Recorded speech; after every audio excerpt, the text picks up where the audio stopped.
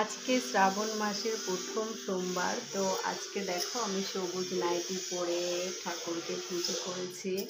এই যে আমার আজকে বাবাকে বাইরে বারান্দায় বসিয়েছি, কারণ স্নান টান করাতে সুবিধা হবে। অন্য সময় আমি এখানে একটা পিঁড়ি পেতে সেখানে করাই, তো আজকে ভাবলাম যে সেটা করব না, বারান্দাতেই বসিয়ে বসিয়ে করাই, তো সেইভাবেই করালাম।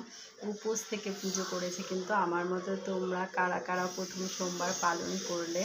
আর আমি তোমাদের কাছে একটা কথা জানতে চাই যে সোমবার কি মানে একটা সোমবার করলে কি 4টে সোমবার করতে হয়, নাকি যে নিজের ইচ্ছে মতো করা যায়?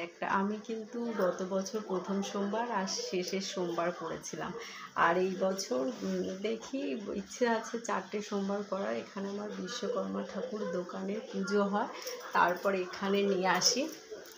এসো না, একটু আর টিভিটা আসতে দে। আর একটা ভিডিও করছিলাম, উঠে গেছে মনে হয় ইয়েতে নাকি। যাই হোক, আমি একটুখানি দেখো নাইটিটা পাইনি, ভালো নাইটি, তো এইটাই নিয়ে নিয়েছি। কেমন বাংলাদেশের মতো ছাপা, বাংলাদেশ। আর এই ঘরটা অন্ধকার। তো পুজো করা আমার হয়ে গেছে, তো পুজো টুজো কমপ্লিট হয়ে গেছে। তারপরে ভাবলাম একটুখানি বাবার সাথে একটু ছবি তুলে নিই। পুজো করেছি যেহেতু। আমার বেডরুমেই হচ্ছে ঠাকুর ঘর, বুঝেছো? বেডরুমেই ঠাকুর ঘর, এখানেই এই যে দেখো।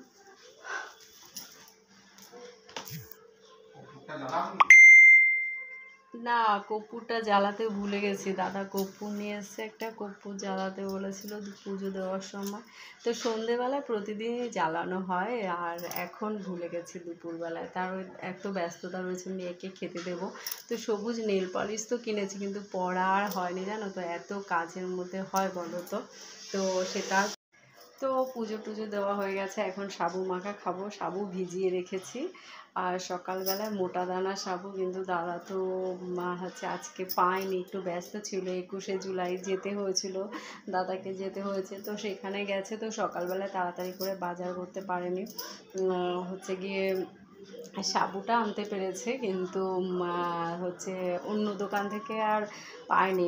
সুইট কর্নারে গিয়েছিল, মানে আমাদের এখানে যে মিষ্টির দোকান, ভালো মিষ্টির দোকান, সেখান থেকে এনেছে 2 রকমের মিষ্টি, কিন্তু হচ্ছে গিয়ে কী বলে ওটাকে, সন্দেশটা পায়নি। সন্দেশটা দিয়ে সাবু মাখলে না দারুণ লাগে, বলো?